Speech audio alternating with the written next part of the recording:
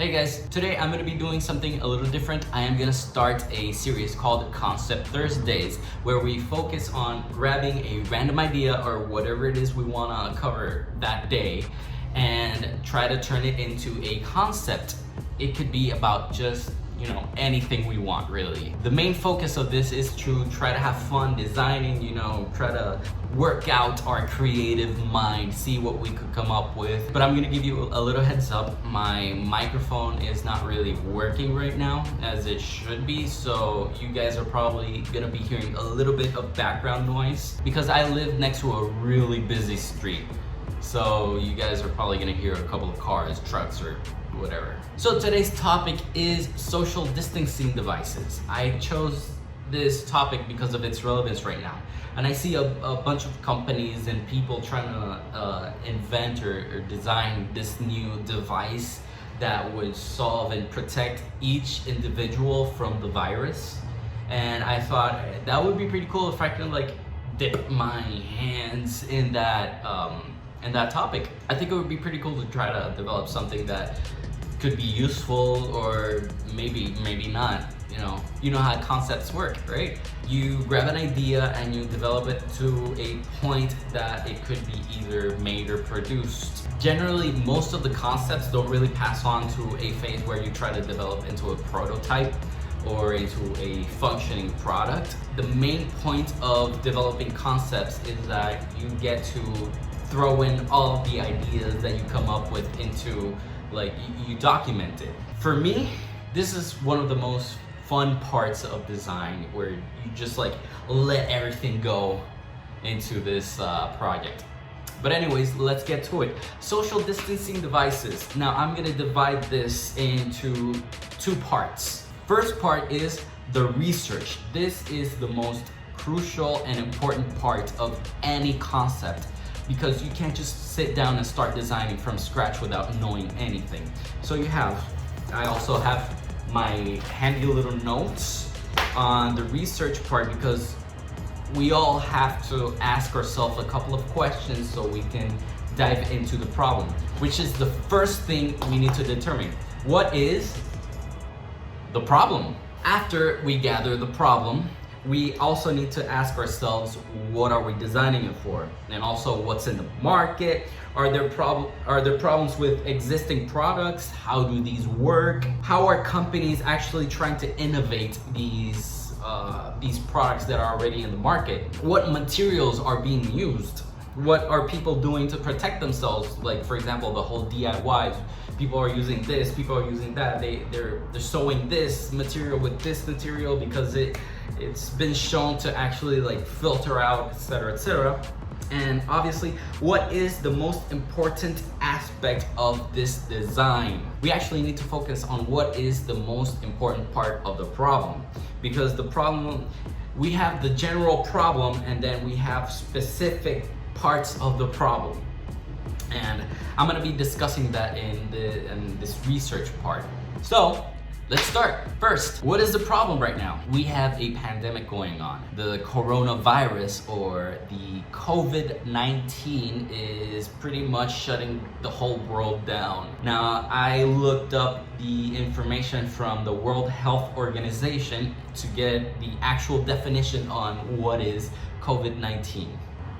Coronavirus disease, COVID-19, is an infectious disease caused by a newly discovered coronavirus. So how does this spread?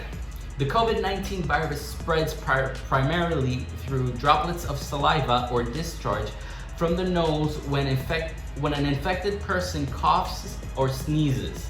So it's important that you also practice respiratory etiquette, for example, coughing into a flexed elbow. So this is how it spreads primarily.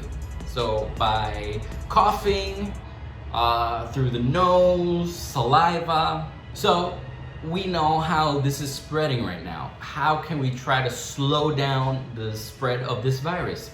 The WHO says the best way to prevent and slow down transmission is to be well informed about the COVID-19 virus, the disease Oh, I can't talk. The disease it causes and how it spreads. Protect yourself and others from infection by washing your hands and using an alcohol-based rub frequently and not touching your face. Wash your hands, hand sanitizer, and don't touch your face. These are the recommendations that the World Health Organization is giving to its citizens. So basically, you can have the virus in your hands, you can have it on your clothes, but as long as you wash your hands, use hand sanitizer, and do not touch your face, mouth, nose, eyes, or ears, you should be fine. So we have the problem. We have suggestions from the WHO on how we can slow the spread or pretty much protect yourself from getting infected and how it actually spreads. We almost have the problem, the cause, and the solution while clinical trials are going on and they actually find a vaccine or a treatment to pretty much try to eradicate or minimize the virus. Cool, we're off to a really good start. What's on the market? What exists on the market? I started researching. The CDC and also the New York Times and the FDA have reported there are different types of masks. We have the N95 mask, we have the surgical masks, and we have the DIY masks, which are like made from cloth. The N95 masks, which are pretty much the highest rated because it has a 95% of blocking and filtering out small particles. But they do say even a properly fitted N95 respirator does not completely eliminate the risk of illness or death, but it does have a 95% of its filtering abilities. Now, surgical masks. These are physical barriers between the mouth and nose of the wearer and potential contaminants. They have been tested and they help block large particle droplets, splashes, sprays, or splatter that may contain germs, viruses, and bacteria, keeping it from reaching your mouth and nose. Surgical masks, they do not block or filter very small particles in the air that may be transmitted by coughs, sneezes, or certain medical procedures. Surgical masks also do not provide complete protection from germs and other contaminants because of its loose fit between the surface of the mask and your face, which in contrast with the N95 mask, it does fit in your face and firmly, pretty much creating this type of seal around your nose and mouth. Also, the New York Times, they do report on a study that Yang Wang, the assistant professor of the environmental engineering at Missouri University of Science and Technology, he is doing a test with his students, pretty much reporting what type of cloth and filters people can use to help minimize the transmission. So he says the HVAC filter helped capture around 89% of particles with one layer and 94% with two layers. That's actually pretty good. The furnace filter captured around 75% with two layers, but required 6 layers to achieve 95%. So what I've been reading, these types of filters and household things may be the highest rated to create your own mask, but it does, they do encounter a problem. They could potentially shed small fibers that would be risky to inhale. Besides the filter, you would need cloths, but then again, it comes back to you start to be protected, where the breathability of the mask kind of like it reduces, so it's hard to breathe, but it does protect you. We also need to think about, we should be self-quarantined, right? We shouldn't be we shouldn't be going out as much, so maybe we can try to balance the breathability with the protection. Maybe we, like surgical masks, we don't need the 95% of filtering because they're trying to reserve those types of masks for medical professionals or people on the front lines. But the average citizen who should be practicing social distancing doesn't need the whole 95. As long as you don't touch your face and have some type of mask or protection, you're gonna be fine. these are the things basically on the market right now, and not really on the market, which you have to do yourself. And the New York Times also states in that study that high quality quilts, or people who are dedicating themselves to sew these types of fabric, also show a really good percentage on filtering ability. But again, not many people have access to these types of materials, or these people who sew these quilts or high quality materials. So again, efficiency versus breathability and access to these types of masks. How are companies working to innovate existing problems? This is the part where I start seeing references. For example, Design Boom. All right, Bubble Shield by Design Libero imagines a solar-powered personal space. First impressions. That's a pretty cool concept actually. It's shielding the person. It has this really cool flower pattern. Let's see what's this. Living in your own bubble. Developed in response to the COVID-19 pandemic and need to limit the spread of the virus. Yes, that is also what we are doing. We're trying to design a concept. I'm not gonna get to this today. I'm just gonna get to like sketching out a couple of ideas. Maybe in future videos I'll take one of those ideas and keep working on it to actually like make maybe a pretty cool product. All right, the concept is made from thermic welded ETFE and is electric and solar powered. Why do we need it to be solar powered and electric? This is to inflate the microstructure, and what, a battery pack located in the backpack acts as a power supply for the air pump, compressor, and fan coils, which to purify the air through interchangeable filters. Bubble is composed of two halves that are attached together with an easy open zipper, allowing user to easily step in and out of their own personal shield.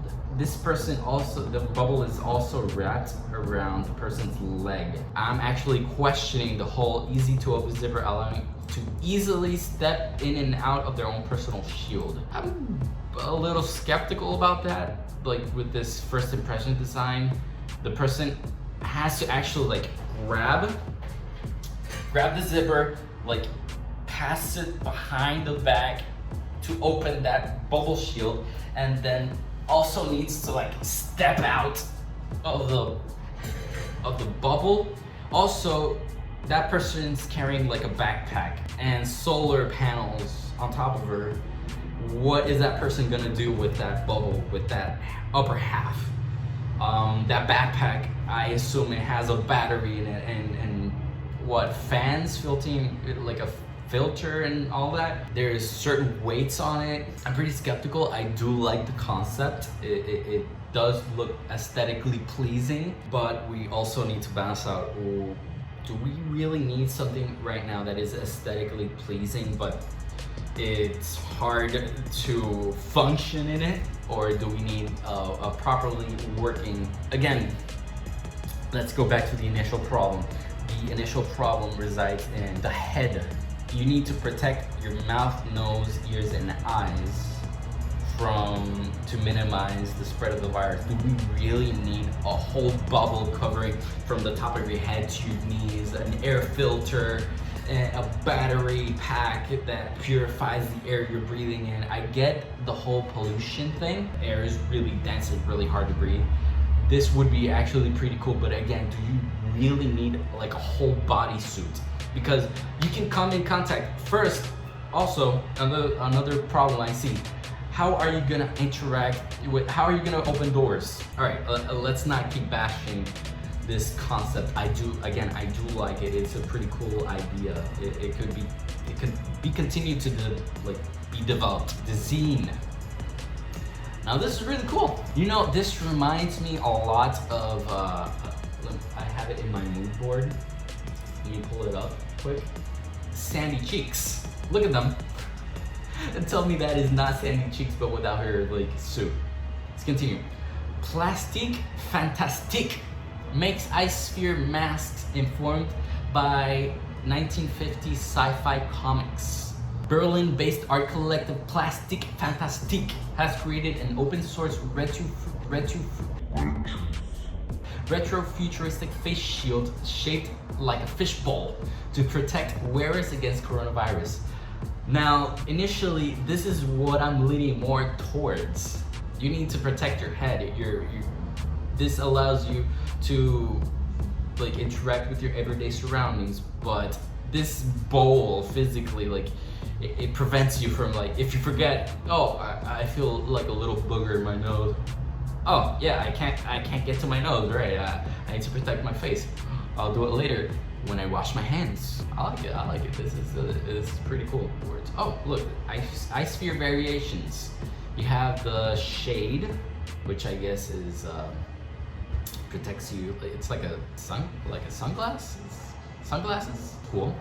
Microphone and headset. You have with a filter, a valve, and a ventilator. Also really cool. Breathability, protection, breathability, snorkel, and many more. Basically, you could go anywhere. I like it. This is a fun design. All right, so this is an upper body suit that extends to your hands and your face, and I like it. I think this is in second place to Plastique Fantastiques, which is like more minimal, less invasive type of product. But this is really cool looking. I like the colors. This is generally the concept of the ice sphere. It's shielding your whole head. You have the filter. This is really cool. And also it's like it doesn't invade like your whole body like the bubble shield. Things won't be the same after the world tames COVID-19. That is true. And that includes fashion. So meet the latest addition to your post-pandemic wardrobe. This is a wardrobe. The space suit, which doesn't look out for a place at a Daft Punk concert, has a ventilation system that keeps others safe from viruses, providing some peace of mind when you're shoulder to shoulder in crowded bars, venues, and concert halls. This is my favorite one like right now so far. We do have to keep in mind that even though Plastique Fantastique Ice Sphere is the less invasive of all the products we've seen up till now, but we do have to keep an open mind to this new where design is going right now. Basically, I know we try to keep things to a minimum so people won't feel like claustrophobic within these new products that are going to be coming out, but we do have to accept maybe this new reality that we are probably going to be needing this type of product. Production Club, a design studio in Los Angeles, has come up with a prototype for a personal protective suit tailored to concert goers. So we are looking at a niche. We are looking specifically to concerts, but we obviously know this could be worn to everywhere. It's really cool. Really cool. I like it. So now that we have looked at existing products and what design companies are doing, what they're proposing and developing, again, let's go back and review one of the most important questions right now. What is the most important aspect of the design? And I think this product, what we're looking at right here, sums it up. You need to protect mainly your head, your face. You don't need to touch your mouth, nose, and ears and eyes. The most important aspect of the design, protect your head. So now let's get to the fun part. So we have our references pulled up in the web browser. I won't want to think of problem. My handwriting is atrocious. I'm honestly not used to drawing digitally. I prefer more of a traditional pen and paper type. I need to evolve also with the technology. So yeah, problem, right? COVID.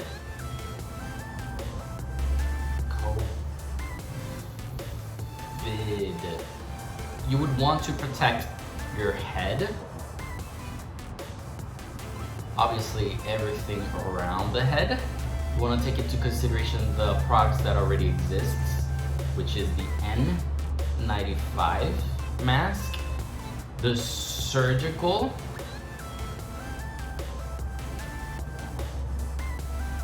and the DIY mask. Who are we designing this for? The individual.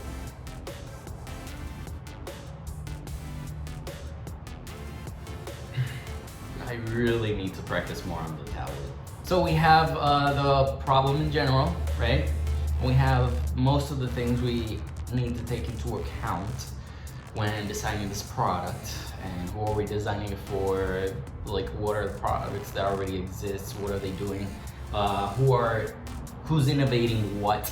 So we kind of already can start sketching out what are we thinking as a concept. And when you're sketching, you wanna just shoot, you just wanna throw all your ideas into the paper, no matter how outrageous it is, no matter how unreal. Like right now is the step where you just like need to let it all out. We have, here is our buddy Philip. Right?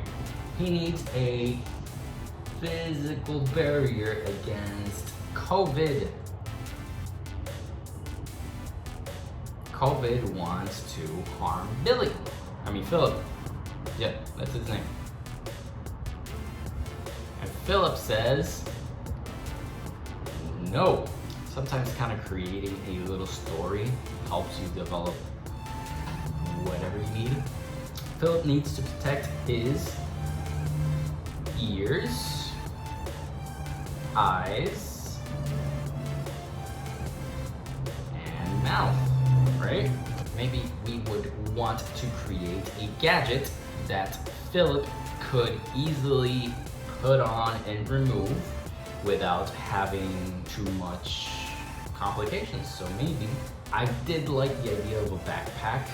Maybe there's like this backpack that pretty much you can just take out from the back like a hoodie and put it over your face whenever you're going to the outside. And then when that person is finished on the outside, right, he can, let me kind of draw it as it's retracting, pull it back, and it'll store into this backpack sort of thing. So maybe I'm thinking like a, yes, like a hoodie type thing. That's not really that bad. Maybe it's has these folds, kind of like origami. Maybe you have your container here, right? And it's this kind of type of fold, like a space helmet. This is the visor, and it falls back. So yeah, okay, so let's move on to this next artboard sphere.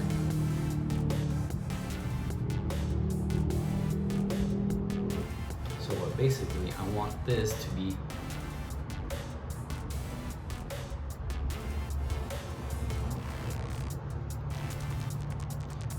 that to be retractable. So if we look at it from a side view, we're looking at this center point, obviously where it's going to rotate. Maybe this piece could be a really cool like necklace type thing. Maybe it's not, the backpack's not really necessary because this could be out of a mesh, one of those filter type meshes. I'm thinking of one of those handheld fans, right? And maybe this part could be a clear cover. Maybe the mesh could be halfway here. Maybe the ribs could be like a rigid wires.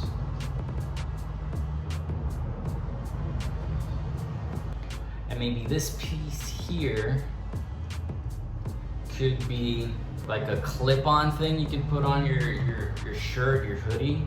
It could be like a little band necklace that you can clip on your clothes, and then this, you retract this clear plastic. It comes up this way.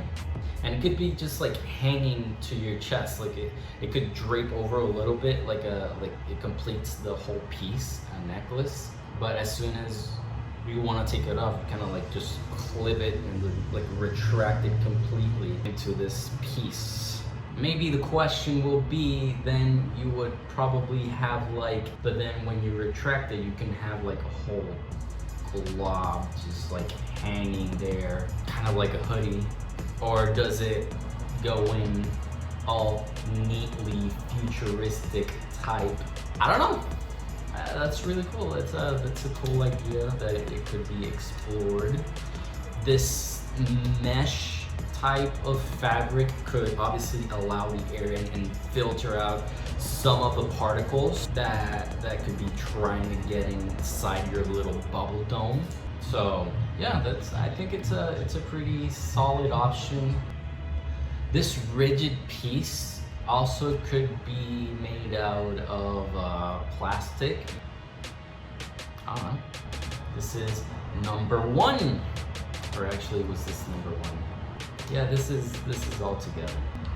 Let's go to number 2. Maybe let's talk face shield, right? Let me do a quick side profile of the face. Maybe we're talking about, I'm kind of inspired with our reference from the fashion accessory. Maybe we do have a face shield, but maybe it could also incorporate a piece to shield your ears.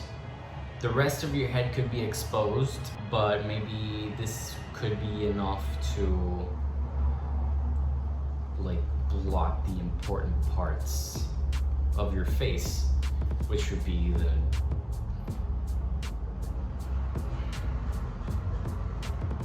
I don't know. This actually reminds me like of what, the lotus flower thing. So maybe we have a rotating point because maybe you want to take it off and everything just folds back into this main centerpiece. Maybe this could be a PETG type plastic, polypropylene type plastic. Polypropylene is actually a really good and versatile material. I have my little handy material guide from Chris Lefteri.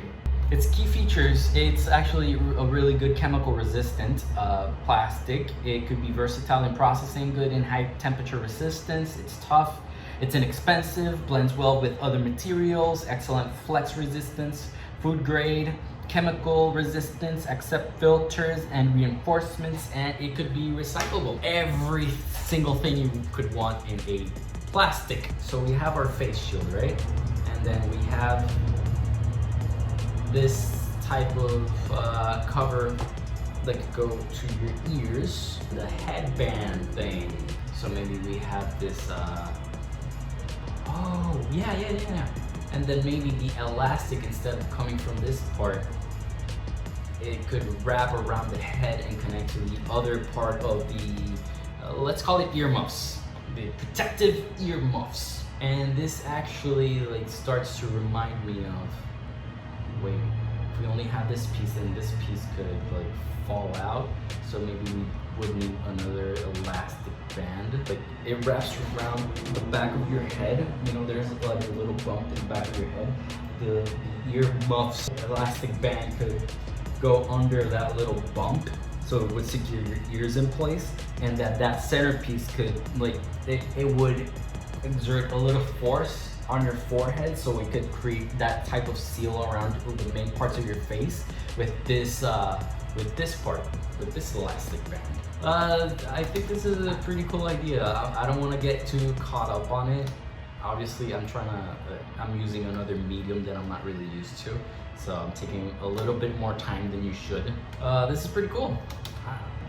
So that is gonna be it for this one for now. I'm gonna divide actually this type of product and concept, and I'm gonna continue it next episode. I'm really liking this project, honestly. So I'm gonna do 2 concepts, like very quick sketch concepts today. And then next week, I am gonna continue it and develop more ideas. And I'm gonna, from the start of the video to the end of the video, it's just gonna be bam, ideas.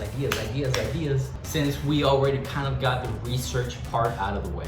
So yeah, that's gonna be it for this one. If you have any ideas or suggestions, I could include you in the next video. Honestly, I dove into this kind of like blindly. I did a very quick research. I did a very light research on what people are doing right now. And so yeah, I hope you kind of enjoyed this. I am gonna continue this next week.